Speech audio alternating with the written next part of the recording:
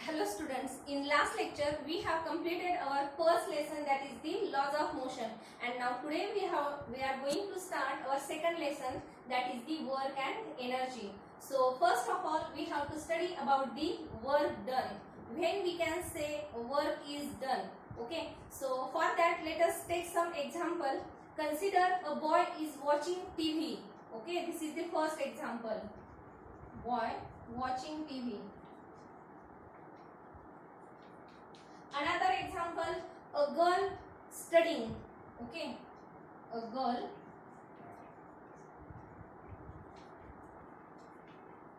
studying. Now in both these examples, these are nothing but the mental works, not a physical work. Watching TV, that is not a physical work. Okay, and this studying the homework, that is also not a physical work. All these are the mental works. Now in case of physics we have to deal with the physical work.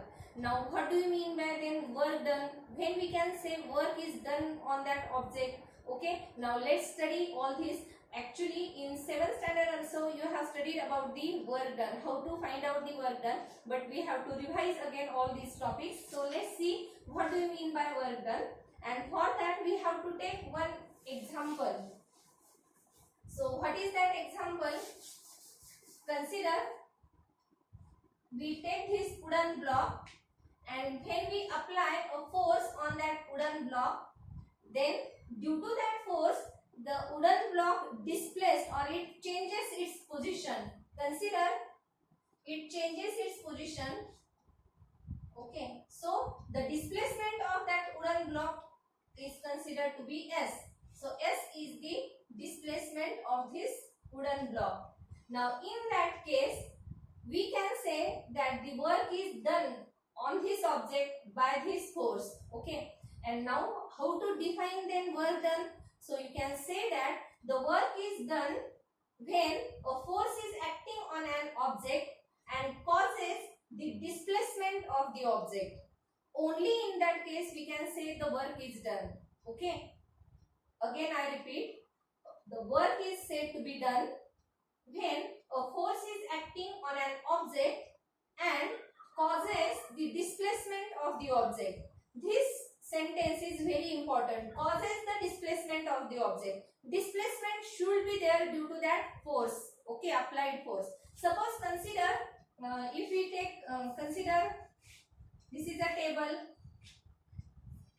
Okay, and a block is placed on this table. Consider this is a wooden block which is placed on this table, and when we apply a force in this vertical direction on that wooden block, consider if we apply a force, consider this is a duster and I am applying a force on this duster, then there is no displacement of this duster. Okay, or there is no displacement due to this force. So in that case also we can't say that work is done. Okay, because in case of work done, this displacement should be there. Okay, so you can say that the work is done when a force is acting on an object and causes the displacement of the object. So this is the definition of work done. And now in this case, how to find out the work done? What is the formula by using which we can find out the work done? So the formula is like this: work done, that is equal to force multiplied by the displacement. Force into displacement, or the product of force and displacement, that is called as work done. Okay, you can write like this. For work done you have to use the symbol W, for force F, and for displacement S. Okay, so you can write like this: work done is equal to force into displacement. By using this simple formula you can easily find out the work done, but only in the case in which the displacement should be in the direction of the force applied force. Okay, now see this example. In this example we are applied the force in this direction. Okay, the force is acting in this direction and the displacement of the object is also in the same direction. Now in that case only you can use this formula, force into displacement. Now from this formula you can easily find out the unit of this work done. So what is the SI unit of this work done? So the SI unit of force Newton, and the unit of displacement, that is meter. So Newton meter is one of the unit of the work done. But in short means another unit that we use generally, that is the joule. So joule is the unit of his work done, SI unit of work done. Okay, when in our joule is a name of scientist actually, and in order to write the symbol we have to write capital J. But when we have to write the full name of that unit, then we should have to write like this, joule. Okay, you have to start with small letter. Okay, because this is the rule. Though it is a name of scientist, we have to start with it with small letter. So joule, that is a small j. Okay, and the CGS unit of this work done is erg. Erg is the CGS unit of this work done. So now in this case, consider again. So in this case, the force is acting in this direction and the displacement of the object is in the same direction of that of the force, and only in this case we can use this formula. But now let us consider the another case. Suppose you have heard about that about the machine which we used on the lawn in order to cut that grass. In that case, what happened?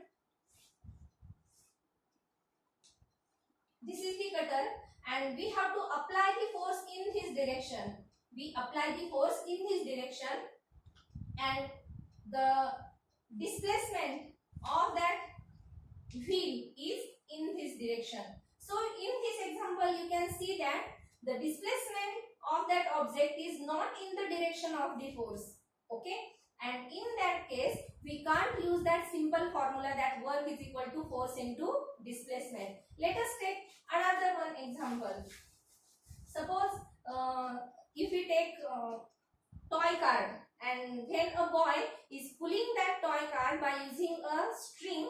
Consider this is a toy car and a boy pulling this toy car. Suppose a string is connected to this toy car and the boy is pulling that toy car along this string by using this string. So that boy apply the force in this direction, isn't it? That boy applies the force in this direction, and the displacement of the toy car should be along the horizontal direction.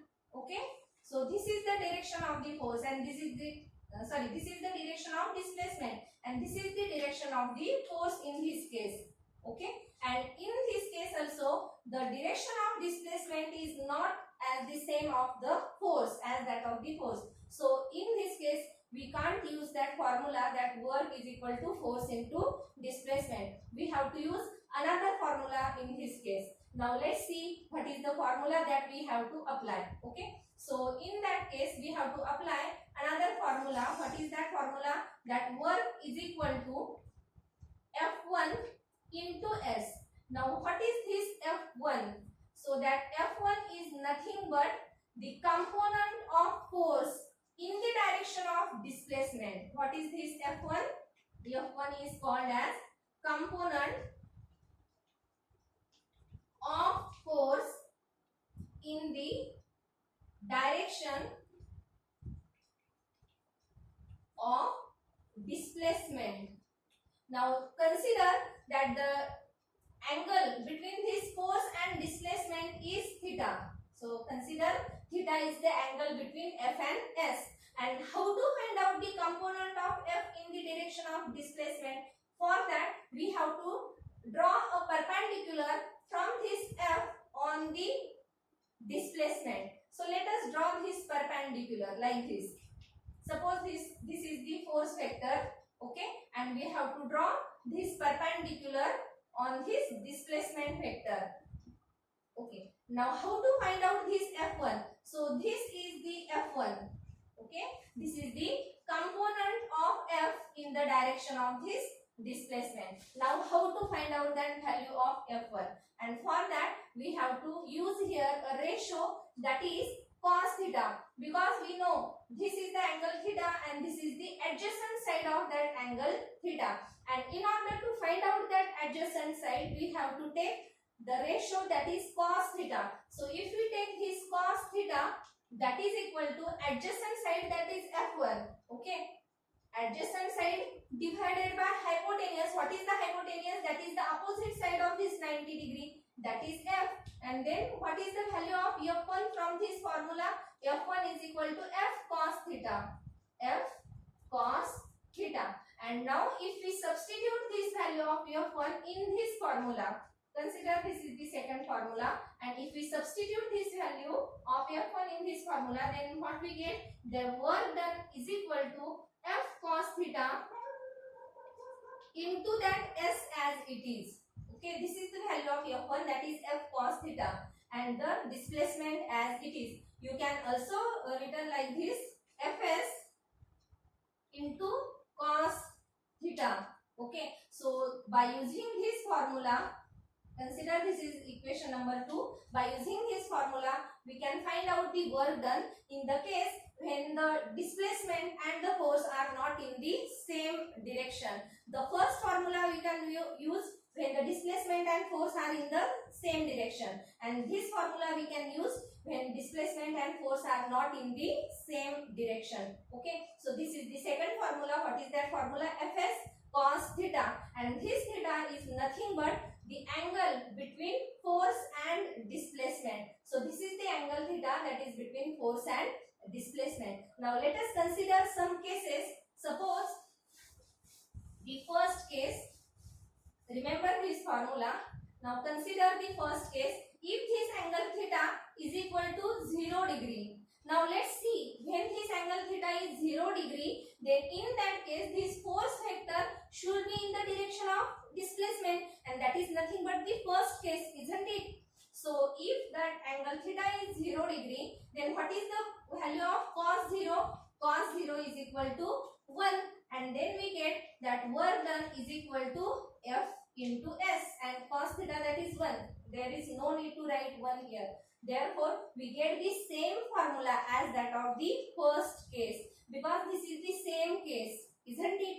Okay, and when that angle theta is 0, then this force vector should be in the direction of this displacement. Okay, and therefore that cos 0 is 1, and then we get that same formula as that of the first case. Consider now the second case. If angle theta is equal to 90 degree, 90 degree, it means that force should be like this, that is in the vertical direction. Okay, that is called as the tangential force also. So when angle theta is 90 degree, what is the value of cos 90? Cos 90 is equal to 0, and then in that case work done is equal to f into s into 0. So 0 multiplied by any quantity, that is 0. It means that work done is 0, and I have explained you already, if we apply such a tangential force on any object, then there is no displacement of the object, isn't it? And therefore in that case the work done is 0. Okay, so if that theta is 90 degree, then work done should be 0. Now let us consider the third case. Consider case number 3.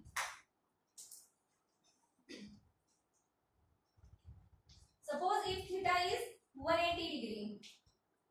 How is it possible? You can see, if when we apply the force, if we apply the force in this direction, then the displacement should not be in the opposite direction. Okay, because when angle is 180, then in that case force should be in this direction and the displacement should be in this direction. Let's see what happened if theta is 180. So what is value of cos 180? Cos 180 is equal to minus 1, and if we substitute here the value minus 1, then the work done is equal to minus fs. Okay,